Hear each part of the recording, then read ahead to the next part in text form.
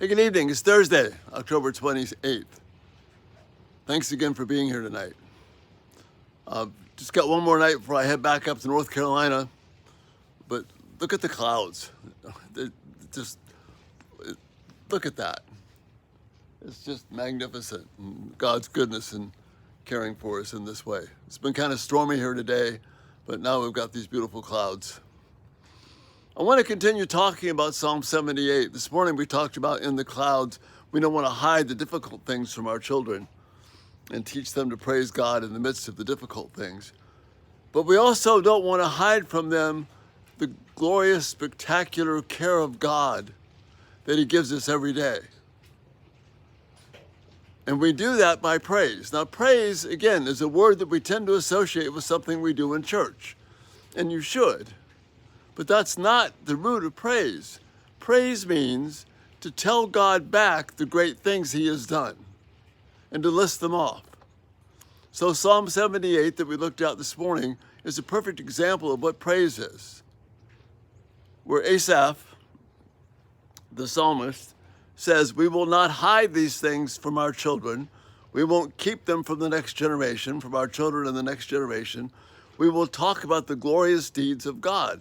And then he goes on for seemingly forever, listing all the great things that God has done for Israel. That is praise. Telling back to God the great and glorious things He has done. Both on this huge, grand scale, but also on the level that you and I experience every day. God is gracious to you and me in the minute-by-minute moments of life. If you will, in the everyday moments of life. God is faithful to us. He gives us our next breath. He gets us from point A to point B. And if we get there, it's because of His mercy and grace, not because of our great power and wisdom and knowing how to drive. It's God caring for us. Finding things that God does that brings joy to us, and then telling our children about it. For example, tonight, the thumbnail, you're going to see a picture of an eagle. I actually took that picture this morning. I've been wanting for a long time to be able to get a shot of a bald eagle.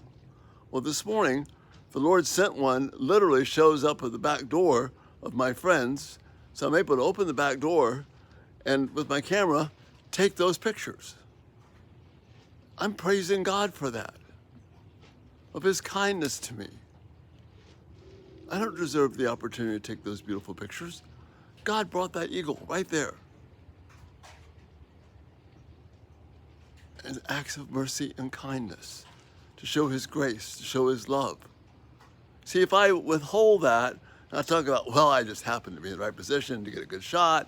It all kind of worked out. It was a little bit cloudy. I didn't get the shot I wanted. But, no, God brought that. And I'm praising God for that. I'm thankful to Him for that.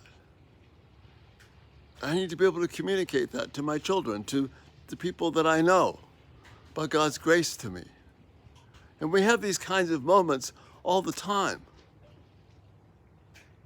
And if we don't talk about them, then what Asaph is warning us against in Psalm 78 is we're withholding from our children the grace of God.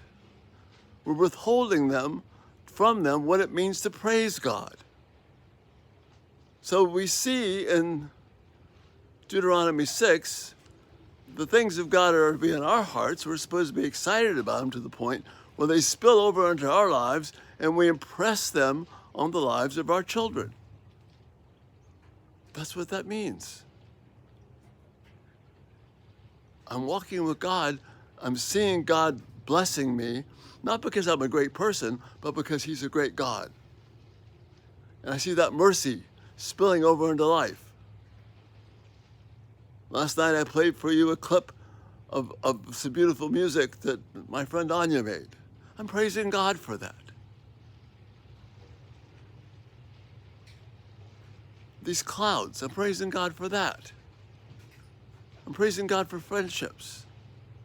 Praising God for His faithfulness to me when I have not been faithful. Once my mind starts going about it and thinking about it, I can go on and on and on about the praise of God and the particulars of that. But if we don't do that, if we sit on that, if we withhold that,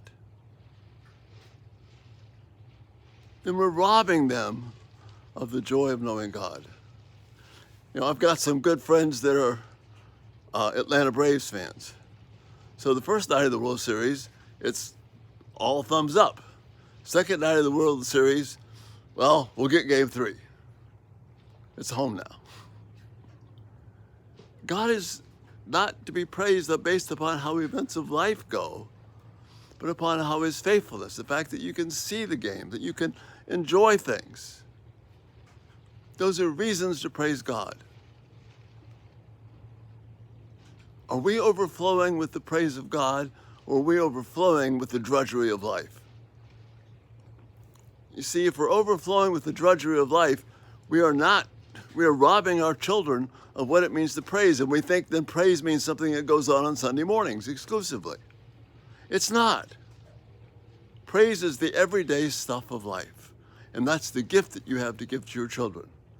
Not these big spectacular things, but the fact that you and I can sit and enjoy these beautiful clouds, that we can talk to each other, that I can talk on a phone, and you all can hear this all over the globe. That's amazing.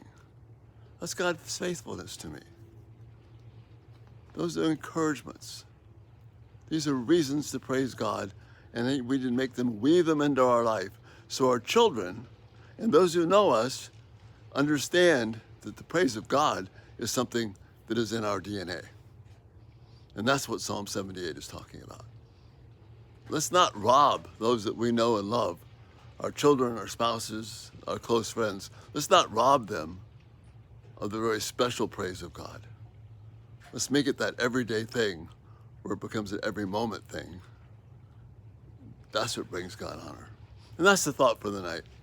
So great again to be with you tonight. Thank you so much for just your feedback, your interaction. If you haven't subscribed, turn on post notifications. When you subscribe, the videos will come to you right automatically. Check us out, everydaytalk247.com. Building a really good resource section there for you, so you can check those out and purchase right through Amazon if you want.